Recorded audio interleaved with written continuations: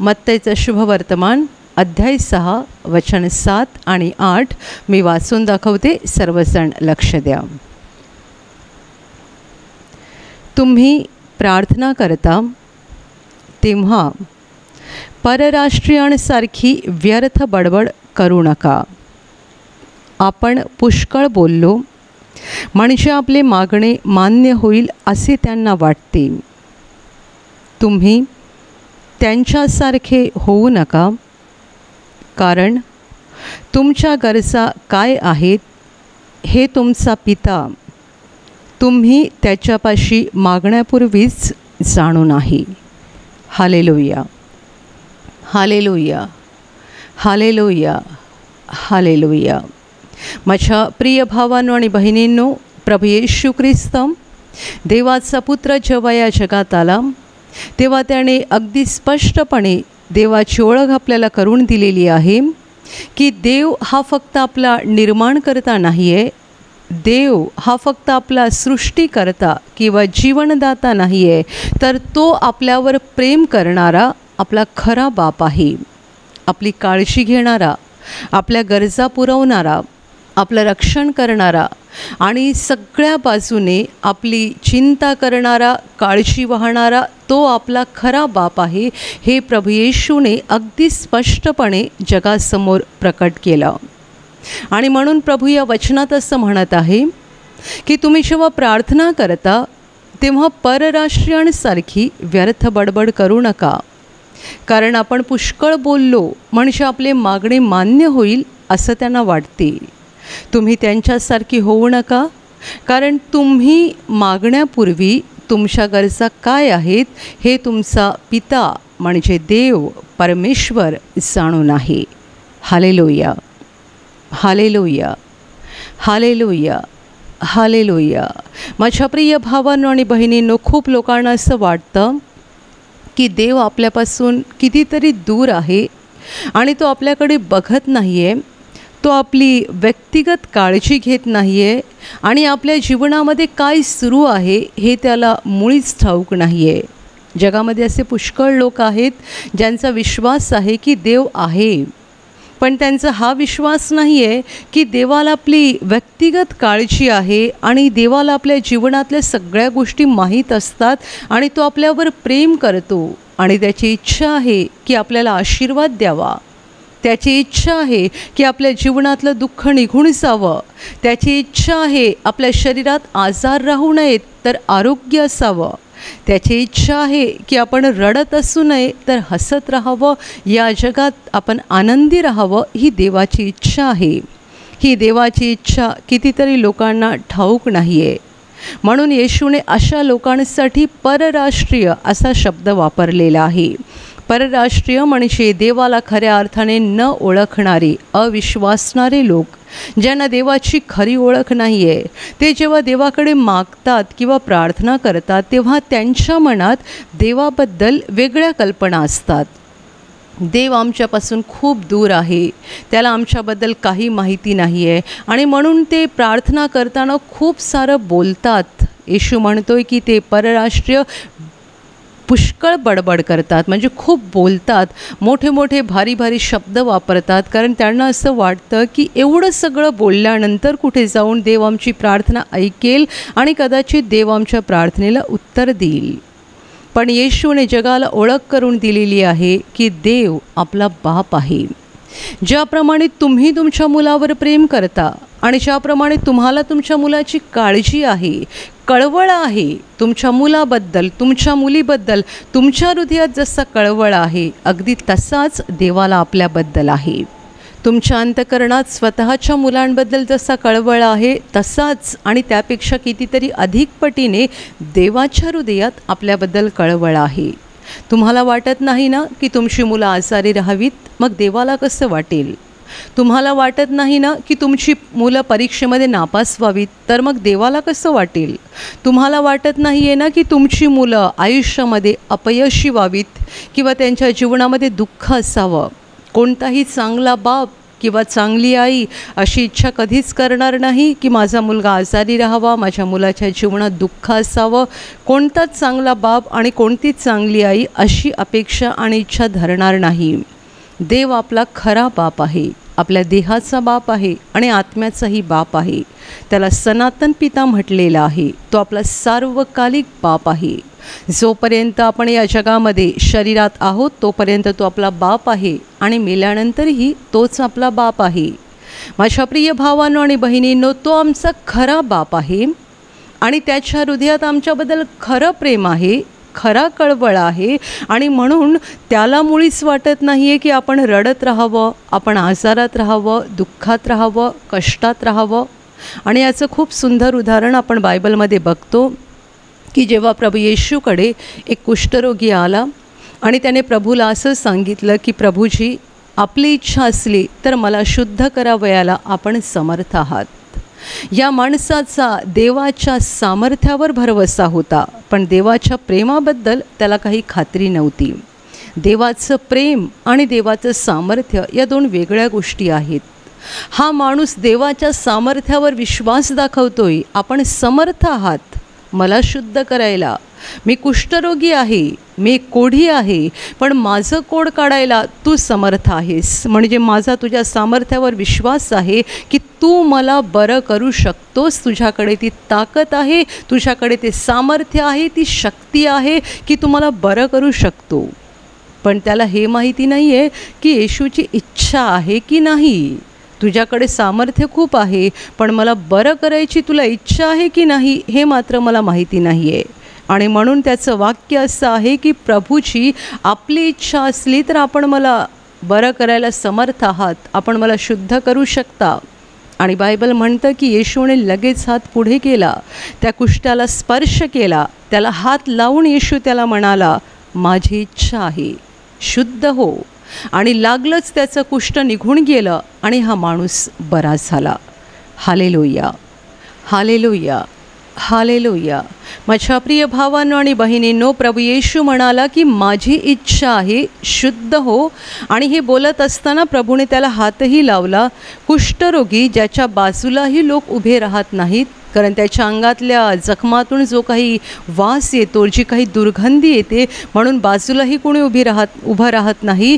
त्याच्याजवळ येशू गेला आणि येशूने त्याला हातही लावला, कारण येशूला फक्त सामर्थ्य दाखवायचं नव्हतं, प्रेम दाखवायचं होतं. तो त्याला हात लावून म्हणतोय की माझी इच्छा आहे, शुद्ध हो. देव प्रेम आहे, देव प्रेम आहे आणि तो अनंत प्रेम आहे. तो या जगातल्या प्रत्येक माणसावर प्रेम करतो, परंतु माणसाच्या देवाबद्दलच्या वेगवेगळ्या कल्पना आहेत. आणि जसं मी म्हटलं की खूप लोकांना वाटतं देव आपल्यापासून बराच लांब राहतो, तो आपल्याकडे बघत नाही आहे किंवा आपल्या व्यक्तिगत जीवनाशी त्याचं काही देणं घेणं नाही आहे. आपल्या जीवनात जे काही चाललेलं आहे त्याची त्याला काही कल्पना नाही आहे. मी किती दुःख भोगत आहे, मी किती त्रासात आहे, किती आजारात आहे, किती क्लेशात आहे, त्याला काही दिसत नाही आहे किंवा त्याला काही समजत नाही आहे. Hallelujah, hallelujah, hallelujah. आणि म्हणून प्रभू येशू असं म्हणत आहे की तुम्ही मागण्यापूर्वीच तुमच्या गरजा काय आहेत हे तुमच्या स्वर्गातल्या बापाला ठाऊक आहेत. तुम्हाला काय हवं आहे, तुमची गरज काय आहे, तुमची इच्छा काय आहे, तुमची आवश्यकता काय आहे, हे तुम्ही देवाला सांगण्या अगोदरच देवाला ते माहिती आहे. आणि म्हणून जेव्हा तुम्ही प्रार्थना करता तेव्हा खूप बोलू नका, खूप बडबड करू नका. एक गोष्ट तुम्हाला हवी आहे, एक मागणं तुमचं देवासमोर आहे, त्यासाठी 1000 वाक्य बोलू नका, 500 वाक्य बोलू नका. आणि असा विचार करू नका की मी जेवढी जास्त लांबलचक प्रार्थना करेन आणि जेवढं लांबलचक शब्द बोलून देवासमोर आपलं मागणं मांडेन तेवढी माझी प्रार्थना लवकर ऐकली जाईल. अजिबात नाही आहे. प्रभू म्हणतोय की त्यांना, म्हणजे परराष्ट्रीयांना, म्हणजे देवाची खरी ओळख नसणाऱ्यांना, देवावर खरा विश्वास न दाखवणाऱ्यांना असं वाटतं की आपण पुष्कळ बोललो म्हणजे आपलं मागणं मान्य होईल. तुम्ही त्यांच्यासारखे होऊ नका. आपण पुष्कळ बोललो आणि आपली मागणी आपण पुष्कळ मोठमोठ्या शब्दामध्ये मांडली आणि पुष्कळ लांबलचक शब्दात मांडली म्हणजे देव आपली प्रार्थना ऐकेल असं नाही. तर प्रार्थनेमध्ये सगळ्यात महत्त्वाची गोष्ट आहे देवावरचा खरा, प्रामाणिक, मजबूत विश्वास. Hallelujah, hallelujah. प्रभू येशू असंही म्हणाला की तुम्ही जेव्हा प्रार्थनेत काही मागता तेव्हा ते तुम्हाला मिळालंच आहे असा विश्वास धरा. प्रार्थनेमध्ये विश्वास महत्त्वाचा आहे की देव ऐकतोय माझं, मी बोलत आहे, देवाकडे मागत आहे आणि माझे शब्द देव ऐकत आहे आणि देव माझं ऐकून त्याप्रमाणे करणार. हा विश्वास प्रार्थनेमध्ये महत्त्वाचा आहे. तुम्ही किती लांबलचक प्रार्थना केली आणि किती भारी मोठमोठे शब्द वापरले ते मुळीच महत्त्वाचं नाही आहे. Hallelujah, hallelujah, hallelujah. माझ्या प्रिय भावांनो आणि बहिणींनो, जेव्हा आपण प्रार्थना करतो तेव्हा आपल्या प्रार्थनेमध्ये विश्वास असला पाहिजे. तुम्ही एक वाक्याचीही प्रार्थना करू शकता, पण त्या प्रार्थनेत विश्वास पाहिजे. तुम्ही देवासमोर एक वाक्य सांगा की प्रभो मला नोकरीची गरज आहे, मला नोकरी दे. जर ह्या प्रार्थनेत विश्वास आहे तर देव ऐकणार. तुम्ही प्रभूला सांगू शकता प्रभो मला बरं कर. एक वाक्याची प्रार्थना, त्या प्रार्थनेमध्ये विश्वास पाहिजे. तुम्ही अर्धा तास प्रार्थना केली एका गोष्टीसाठी की 1 तास केली ते महत्त्वाचं नाही. कारण काही लोक एका गोष्टीसाठी 1 तास 2 तास प्रार्थना करतात, खूप बोलत राहतात. आणि जसे येशू म्हणतोय की आपण पुष्कळ बोललो म्हणजे आपलं मागणं मान्य होईल असं त्यांना वाटतं. असा खूप लोकांचा गैरसमज आहे. प्रार्थनेमध्ये विश्वास महत्त्वाचा आहे. आणि जेव्हा आपण प्रार्थना करतो तेव्हा प्रार्थनेचा मुख्य गाभा देवाचे आभार मानणं आणि देवाची स्तुती करणं हे असलं पाहिजे. एकसारखं देवाकडे मागत राहणं नाही. खूप लोकांना प्रार्थना करणं म्हणजे फक्त मागत राहणं एवढंच वाटतं. त्यांची एक मोठी यादी तयार असते आणि ते सुरुवातीपासून शेवटपर्यंत देवाकडे मागत राहतात. मला हे पाहिजे, मला ते पाहिजे, मला याची गरज आहे, मला त्याची गरज आहे. आणि मग प्रत्येक गोष्ट किती आवश्यक आहे ते सविस्तरपणे ते देवाला सांगत राहतात. माझ्या प्रिय भावांनो आणि बहिणींनो, जेव्हा आपण प्रार्थना करतो 1 तास 2 तास 3 तास प्रार्थना जरूर करावी. पण या प्रार्थनेत पहिली गोष्ट आपला विश्वास असला पाहिजे. दुसरी गोष्ट आपला आत्मा देवाशी जोडला गेला पाहिजे.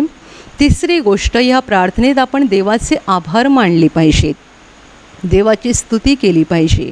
आणि तुम्ही देवाच्या सगळ्या उपकारासाठी, देवाच्या सगळ्या प्रेमासाठी आभार मानल्यानंतर तुम्ही थोडक्यात तुमची मागणी देवाला सांगा, देव ऐकणार. म्हणून फिलिप्पिकरास पत्रामध्ये संत पौल असं म्हणतोय की तुम्ही आभार प्रदर्शनासह आपली मागणी देवाला कळवा. देवाचे आभार माना. त्याने तुमच्यावर केवढं प्रेम केलेलं आहे, त्याने तुमच्यावर केवढी दया केलेली आहे, त्याने तुमच्या जीवनात अगोदरच केवढे आशीर्वाद दिलेले आहेत ते आठवून त्याचे आभार मानणं. आभार माना हा तर प्रार्थनेचा मुख्य गाभा आहे. तो सोडून आपण फक्त देवाकडे मागत बसतो आणि असं वाटतं की खूप बोललो म्हणजे देव ऐकणार. पण लक्षात ठेवा, तो आपला बाप आहे आणि त्याला आपली प्रत्येक गरज माहिती आहे, आवश्यकता माहिती आहे. मग तुम्ही म्हणाल की देवाला जर माहिती आहे तर मागण्याची गरज काय आहे? देव आपल्याला डायरेक्ट देत का नाही आहे?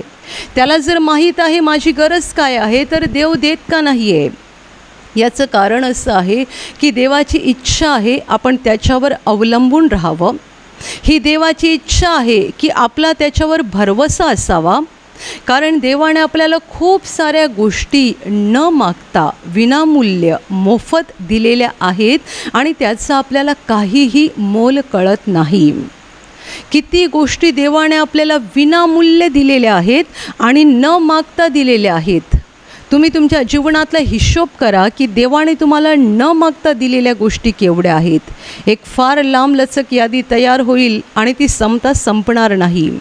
या सगळ्या गोष्टी देवाने आपल्याला न मागता दिलेल्या आहेत आणि म्हणून आपल्याला त्याचं मोल कळत नाही. ज्या गोष्टी आपण देवाकडे मागतो, ज्या गोष्टीसाठी आपण उपास तपास करतो, 1 महिने 2 महिने मागतो आणि नंतर आपल्याला ती गोष्ट मिळते, तेव्हा आपल्याला त्या गोष्टीचं मोल कळतं.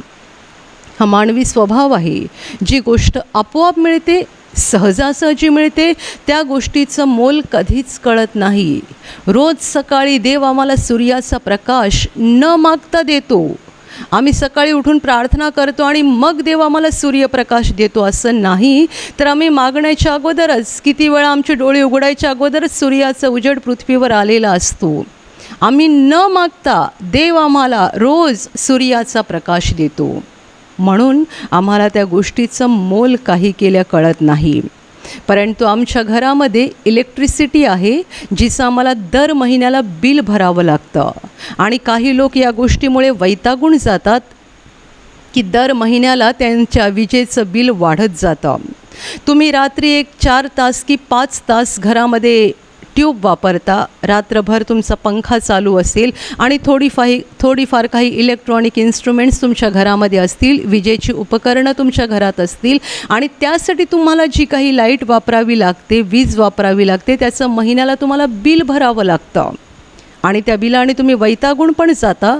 दिवसभर आम्ही देवाने दिलेला मोफत सूर्यप्रकाश घेतो, पण पूर्ण दिवसात एकदाही आमच्या तोंडातून येत नाही, हे देवा तू केवढा चांगला आहेस, की एवढा सुंदर सूर्यप्रकाश तू मला दिलेला आहेस. आणि मलाच नाही, या माझ्या सगळ्या लोकांना तू एवढा चांगला सूर्यप्रकाश दिलेला आहेस. सूर्यप्रकाश देवाची मोफत देणगी आहे, जी आम्ही न मागता रोज आम्हाला मिळते आणि म्हणून आम्हाला मोल कळत नाही. पाणी, दरवर्षी देव आम्हाला पाऊस देतो आणि पावसाद्वारे आमची गरज भागवतो. म्हणून जरा जास्त पाऊस पडला, जरा पावसामुळे आमची कामं रखडली की आम्ही पावसाला पण दोष द्यायला मागे पुढे बघत नाही. ही देवाने आम्हाला न मागता दिलेली मौल्यवान विनामूल्य अशी भेट आहे, न मागता दिलेली. आम्ही मागत नाही, प्रार्थना करत नाही, देव आम्हाला विनामूल्य देतो आणि न मागता देतो. म्हणून आम्ही कधीकधी पावसाला पण दोष देतो. आमचं एखादं काम रखडलं की आम्ही लगेच म्हणतो की या पावसाला पण आत्ताच यायचं होतं का, फुकट मिळाला ना, न मागता मिळाला ना, म्हणून मोल कळत नाही. आणि आम्ही ते फिल्टर मिनरल वॉटर विकत घेतो तेव्हा आम्हाला पाण्याची किंमत कळते. जे पाणी आम्ही विकत घेतो त्याची किंमत कळते. जे पाणी देव आम्हाला फुकट न मागता देतो त्याची आम्हाला किंमत कळत नाही. आम्ही जन्मल्यापासून आतापर्यंत प्राणवायू घेत आहोत, ऑक्सिजन. कुठे आहे किंमत? या कोरोनाच्या महामारीच्या काळामध्ये लोकांना थोड्याफार प्रमाणात ऑक्सिजनची किंमत कळायला लागली. जेव्हा कोरोनाची दुसरी लाट सुरू झाली त्यावेळेला ऑक्सिजनचा तुटवडा पडायला लागला. पण आम्हाला हवेतून फुकट देव ऑक्सिजन देतोय, विनामूल्य देतोय, पाहिजे तेवढा देतोय आणि मुख्य म्हणजे न मागता देतोय. माझ्या प्रिय भावांनो आणि बहिणींनो, खूप गोष्टी आहेत ज्या आम्ही न मागता देव आम्हाला देतो. आमच्या अवतीभोवतीचा सुंदर निसर्ग, सगळी झाडं, पक्षी, प्राणी, सगळं काही आम्ही न मागता देवाने आम्हाला दिलेलं आहे. आणि सगळ्यात महत्त्वाचं म्हणजे देवाने आम्हाला दिलेलं आमचं शरीर. या शरीरातल्या प्रत्येक अवयवाचं मोल करा. तुमचे डोळे किती महत्त्वाचे आहेत, तुमची जीभ किती महत्त्वाची आहे, तुमचे कान किती महत्त्वाचे आहेत, तुमचा प्रत्येक हात किती महत्त्वाचा आहे, तुमच्या हाताचं प्रत्येक बोट किती महत्त्वाचं आहे. किती लोकांची बोटं कुठे मशीनमध्ये अडकल्यामुळे तुटून जातात, तेव्हा त्यांना बोटाचं महत्त्व कळतं. या आमच्या हाताचं प्रत्येक बोट किती महत्त्वाचं आहे. या शरीरातला प्रत्येक अवयव, बाहेरून दिसणारे आणि शरीराच्या आत असलेले सगळे अवयव किती महत्त्वाचे आहेत. एक किडनी खराब झाली किंवा एक किडनी फेल झाली की आम्हाला कळतं की ती किडनी किती मोलाची आहे. लाखो रुपये मोजून किडनी विकत घ्यावी लागते. या सगळ्या गोष्टी देवाने आम्हाला न मागता विनामूल्य दिलेल्या आहेत. आणि या पलीकडे तुमचं कुटुंब, तुमची आई, तुमचे बाबा, तुमचा नवरा, तुमची बायको, तुमची मुलं, तुमचं घर, तुमची नोकरी, तुमचं शिक्षण, किती साऱ्या गोष्टी न मागता देवाने आम्हाला दिलेल्या आहेत. आणि म्हणून आज लोक म्हणतात की देवाने काय दिलेलं आहे, सगळं न मागता मिळालं, फुकट मिळालं आणि म्हणून त्या गोष्टीचं काहीही मोल कळत नाही. आम्ही छोटासा 2000चा मोबाईल घेतो, त्याचं पण आम्हाला मोल कळतं, पण आमचा एक डोळा ज्याची किंमत लाखात पण होऊ शकत नाही त्याचं मोल आम्हाला कळत नाही. आमच्या घरामध्ये LCD TV आहे 30-40 हजाराचा, त्याचा आम्हाला मोल कळते, पण लाखाने की कोट्याने पण ज्याची किंमत होणार नाही असे अवयव देवाने आमच्या शरीरात दिलेले आहेत, त्याची आम्हाला किंमत कळत नाही. आम्हाला मोबाईलची किंमत कळते कारण तो आम्ही विकत घेतलेला आहे. LCD TV ची किंमत कळते कारण त्यासाठी आम्ही पैसे मोजलेले आहेत. आमच्या घरामध्ये असलेल्या अनेक साधनांची किंमत आम्हाला कळते कारण आम्ही ते विकत घेतलेले आहेत. आम्हाला आमच्या गाडीची किंमत कळते कारण ती आम्ही विकत घेतलेली आहे. देवाने आम्हाला विनामूल्य न मागता दिलेल्या भरपूर गोष्टी आहेत आणि आम्हाला त्याची काहीही किंमत कळत नाही. आणि म्हणून आत्ता आपल्याला जे काही पुढचे आशीर्वाद पाहिजेत ते आपण देवाकडे मागितले पाहिजेत, कारण तेही जर न मागता मिळाले तर आपण देवाला संपूर्ण विसरून जाऊ आणि देव आहे याचं मुळी आपल्याला भानच राहणार नाही. Hallelujah, hallelujah, hallelujah, hallelujah. माझ्या प्रिय भावांनो आणि बहिणींनो, येशू म्हणतोय की तुम्ही मागण्या अगोदर तुमच्या गरजा काय आहेत हे तुमचा पिता जाणून आहे, त्याला माहिती आहे. मग त्याने काय करावं? तुम्ही न मागता तुम्हाला द्यावं. न मागता जर आपल्याला दिलं तर आपण म्हणू हे सगळं आम्हाला आपोआप मिळालं. देव कुठे आहे? आजकाल जगात लोक बोलतात ना, देव कुठे आहे, देव काय करतो? म्हणून आपल्याला देवाकडे मागण्याची गरज आहे. काही गोष्टी, मी म्हणेन थोड्याच गोष्टी देवाने आपल्या जीवनात अशा ठेवलेल्या आहेत ज्यासाठी आपल्याला मागावं लागतं. खूप साऱ्या गोष्टी देवाने न मागताच दिलेल्या आहेत. फक्त थोड्याशा गोष्टीसाठी देव आपल्याला जागा शिल्लक ठेवतो की आपल्याला देवाची आठवण राहावी आणि आपण देवाकडे मागावं. म्हणजे आपल्याला देवाचं प्रेम समजेल, देवाची कृपा समजेल. आपण वाचतो की जेव्हा प्रभू येशूला एक आंधळा भिकारी ओरडत होता, हाका देत होता आणि विनंती करत होता, हो येशू दाविदाचे पुत्र माझ्यावर दया करा, तेव्हा येशू थांबला. येशूने सांगितलं त्याला इथे आणा. त्या आंधळ्या भिकाऱ्याला जेव्हा येशूच्या जवळ आणलं गेलं तेव्हा येशू त्याला विचारतोय, मी तुझ्यासाठी काय करावं अशी तुझी इच्छा आहे? खरं तर हा प्रश्न किती विचित्र आहे. हा आंधळा आहे आणि त्याला दृष्टीची गरज आहे हे येशूला माहीत नव्हतं का? तो कशाला सांगत होता, हो येशू दावीद पुत्र माझ्यावर दया करा? का ओरडत होता? त्याला काय पाहिजे होतं? आंधळा का येशूकडे बंगला मागत असेल? आंधळा का येशूकडे गाडी मागत असेल? जमीन मागत असेल? त्याला काय पाहिजे होतं? त्याला दृष्टी पाहिजे होती, डोळे पाहिजे होते. आणि येशूला अगोदरच माहिती होतं तो का हाका मारतोय. पण तो जवळ आल्यावर येशू त्याला म्हणतोय, मी तुझ्यासाठी काय करावं अशी तुझी इच्छा आहे. तुझ्या तोंडाने बोल, तुला माझ्याकडून काय हवं आहे. तो म्हणाला, प्रभूजी मला पुन्हा दृष्टी यावी.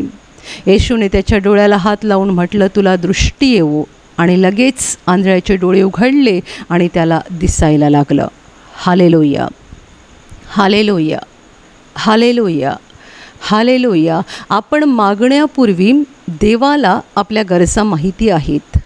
आपण मागण्यापूर्वी देवाला आपल्या जीवनातल्या सगळ्या आवश्यकता माहिती आहेत, परंतु त्याने त्या जागा ठेवून दिलेल्या आहेत ज्यामुळे आपल्याला देवाची आठवण राहावी.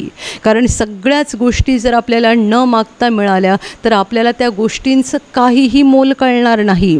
अशी मुलं आहेत, श्रीमंत आईवडिलांची मुलं, ज्यांना सगळ्या गोष्टी न मागता मिळतात. ते कारने प्रवास करतात, चांगले भारी भारी कपडे घालतात, त्यांचं जेवण, त्यांचं राहणीमान सगळंच चांगलं म्हणजे उच्च प्रतीचं असतं. आणि अशी मुलं जे गरीब आईवडिलांच्या पोटी जन्माला आलेले असतात, त्यांना अंगावरच्या एका कपड्यासाठी सुद्धा रडून रडून आईवडिलांच्या मागे तगादा लावायला लागतो. एकसारखं ते सांगतात, मला कपडे पाहिजेत, मला कपडे पाहिजेत, मला कपडे पाहिजेत. ते सारखे रडतात आणि आईवडील त्यांची इच्छा ताबडतोब पूर्ण करू शकत नाहीत. ते पण गरीब असतात. जोपर्यंत त्यांच्या हातात पैसे येत नाहीत तोपर्यंत ते आपल्या मुलाची इच्छा पुरवू शकत नाहीत. जेव्हा खूप रडल्यानंतर कुठे त्या मुलाला चांगले कपडे मिळतात किंवा चपला मिळतात तेव्हा त्याला किती भारी वाटतं, मला आज काहीतरी नवीन मिळालं. आणि श्रीमंत आईबापांची मुलं ज्यांना रोजच काही ना काही नवीन नवीन मिळत राहतं, न मागता सगळं काही त्यांच्या पुढ्यामध्ये येतं, त्यांना काहीही मोल नसतं. उलट अशी मुलं नंतर असं म्हणतात की आम्हाला आमच्या आईवडिलांनी काहीच दिलं नाही. जे आईवडील आपल्या मुलांना सगळं देतात, उंची कपडे, चांगल्या प्रतीचं जेवण, चांगल्या प्रतीचं राहणीमान सगळं आपल्या मुलांना न मागता देतात, ती मुलं नंतर म्हणतात आईवडील आमच्या इच्छा पूर्ण करत नाहीत, आमच्या आईवडिलांनी आमच्या मनासारखं काहीच केलं नाही. आणि उलट गरीब घरातला मुलगा जो रडून रडून आईवडिलांकडे चपला मागतो किंवा रडून रडून त्याला कपडे मिळतात, त्याला मात्र त्या गोष्टीचं फार मोठं मोल वाटतं. हाच आपल्यामध्ये फरक आहे. माणूस एक कृतघ्न प्राणी आहे, कृतघ्न. देवाच्या उपकाराची जराही जाण माणसाला नाही आहे. आज जी जगाची वाईट अवस्था झालेली आहे ती याच गोष्टीमुळे झालेली आहे की माणसाने देवाबरोबरचं आपलं नातं तोडलेलं आहे. एकच कारण, जगामध्ये खूप प्रयत्न सुरू आहेत, माणूस धडपडतोय, कुणी आळशी नाही आहे, झोपा काढत नाही आहेत, प्रयत्न सुरू आहेत दुःखातून बाहेर येण्याचे आणि जगाला चांगले दिवस प्राप्त होण्यासाठी, सुखाचे दिवस प्राप्त होण्यासाठी जग प्रयत्न करत आहे, खूप धडपडत आहे.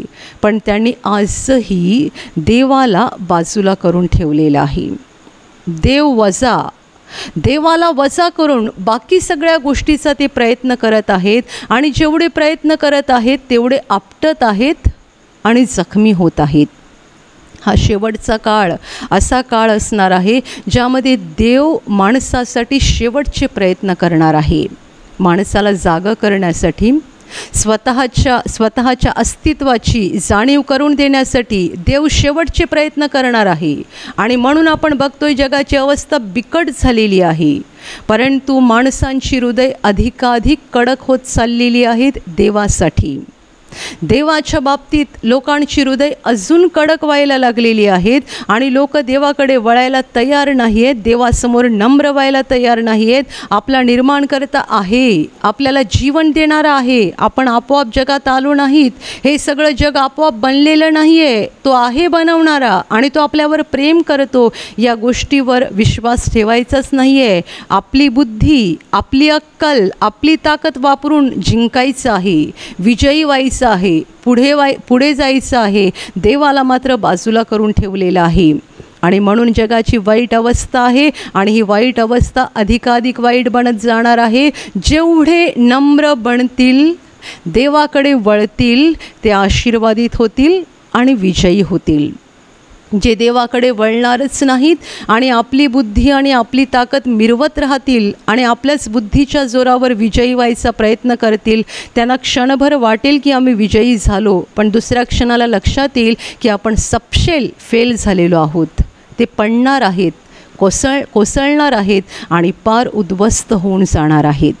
Hallelujah, hallelujah, hallelujah, hallelujah. माझ्या प्रिय भावांनो आणि बहिणींनो, देव आपल्यावर प्रेम करतो. देवाला आपली काळजी आहे. आपण त्याच्या समोर आलं पाहिजे, त्याच्याशी आपलं नातं घट्ट तयार केलं पाहिजे, घट्ट. आपण देवाच्या सहवासात राहिलं पाहिजे. आपले कान, आपले डोळे, आपलं हृदय आपण देवाकडे लावलं पाहिजे. हे जग आपल्याला काहीही देऊ शकत नाही. येशूने मागायला शिकवलं देवाकडे, आपण देवाकडे मागितलं पाहिजे. तो आपला ऐकतो, कारण तो आपल्यावर प्रेम करतो.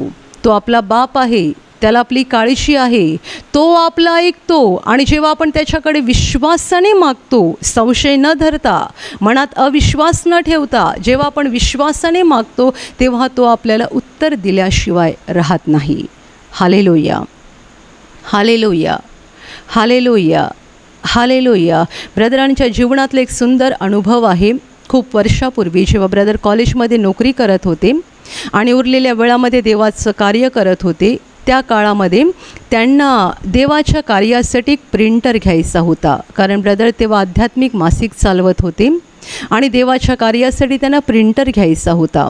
परंतु त्या प्रिंटर घेण्यासाठी जे काही पैसे आवश्यक होते तेवढे त्यांच्याकडे जमत नव्हते. ते पैसे त्यांच्याकडे जमत नसल्यामुळे बराच काळपर्यंत त्यांना ते घेता आलं नाही. आणि नंतर एक दिवस त्यांनी देवाकडे प्रार्थना केली. मला नक्की रक्कम आठवत नाही, पण कदाचित 5-6 हजार रुपये अशी काहीतरी रक्कम त्यांना कमी पडत होती. आणि त्यांनी देवाकडे प्रार्थना केली, प्रभो, मी इतक्या दिवसापासून प्रयत्न करतोय पण पैसे जमतच नाही आहे आणि ही एवढी रक्कम कमी पडते. आज मला कोणत्याही स्थितीत हे पैसे मिळायला पाहिजेत. त्यांनी प्रार्थना केली आणि मग ते त्यांच्या कामाला निघून गेले. ब्रदर म्हणतात की जेव्हा मी प्रार्थना खोलीतून बाहेर आलो तेव्हा एका क्षणासाठी माझ्या मनात असा अविश्वास आला, म्हणजे संशय आला की देव पैसे देईल पण एका दिवसात एवढे पैसे कसे मिळतील. असा एका क्षणात विचार आला. नंतर ते निघून गेले. तो दिवस भरला. दुसऱ्या दिवशी जेव्हा ते कॉलेजमध्ये गेले त्यावेळेला ते कॉलेजमध्ये असताना कुणीतरी त्यांना सांगायला आलं की एक व्यक्ती तुम्हाला भेटण्यासाठी गेटवर आलेली आहे.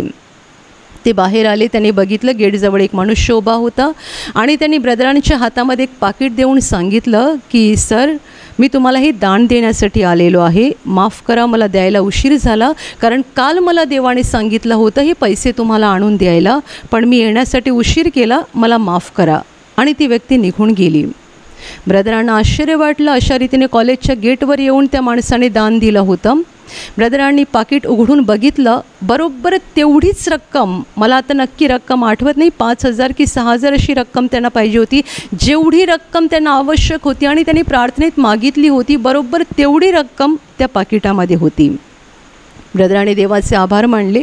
पण ते म्हणतात, मी देवाला पुढे विचारलं, असं का झालं? मी काल सांगितलं होतं की आज मला मिळायला पाहिजे, एक दिवस उशीर का झाला? तेव्हा पवित्र आत्म्याने त्यांना सांगितलं की प्रार्थना केल्यानंतर तुझ्या मनात संशय आला होता की एका दिवसात देव पैसे कसे देणार? देव पैसे देईल, पण एका दिवसात कसे मिळणार? आणि म्हणून पैसे एक दिवस उशिरा मिळाले. आणि त्या माणसाने पण ब्रदरांना तसंच सांगितलं की माफ करा, मी एक दिवस उशिराने तुमच्याकडे आलो, मला कालच देवाने सांगितलं होतं की तुमच्याकडे हे पैसे आणून द्यायला. Hallelujah, hallelujah, hallelujah. देव आपला बाप आहे आणि येशू म्हणतोय, तुम्ही मागण्या अगोदर तुमच्या गरजा काय आहेत हे त्याला माहिती आहे. त्याला पूर्ण माहिती आहे. तुमचा विश्वास आहे का त्याच्या प्रेमावर? तुमचा विश्वास आहे का त्याच्या हृदयात तुमच्याबद्दल जी करुणा आहे, जी कळवळ आहे, त्यावर तुमचा विश्वास आहे का? देव ऐकणार, तो मला बरं करणार, तो माझं दुःख काढून टाकणार, तो मला संकटातून बाहेर काढणार, तो माझं हे श्रापित जीवन बदलणार, तो मला आशीर्वादित करणार, हे माझे दुःखाचे दिवस निघून जातील आणि तो मला आनंदित करेल, हा माझ्या जीवनातला अंधार निघून जाईल आणि तो मला प्रकाशित करेल, हे माझे अश्रू निघून जातील आणि एक दिवस मी हसेन. तुमचा विश्वास आहे का? तुम्ही जेव्हा प्रार्थना करता तेव्हा त्या प्रार्थनेत विश्वास आहे का तपासा, कारण विश्वासाविना केलेली प्रार्थना काहीही काम करत नाही. बायबलमध्ये याकोबाने त्याच्या पत्रात लिहून ठेवलेलं आहे की जो कोणी अविश्वासाने देवाकडे येतो, अविश्वासाने काही मागतो, त्याने आपल्या मनात असं समजू नये की मला देवाकडून काही मिळेल. जर प्रार्थनेमध्ये विश्वास नसेल तर आपली प्रार्थना म्हणजे पोकळ शब्द आहेत जे काहीच काम करत नाहीत. अविश्वासाची प्रार्थना आपल्या तोंडातून निघते आणि तिकडेच राहते.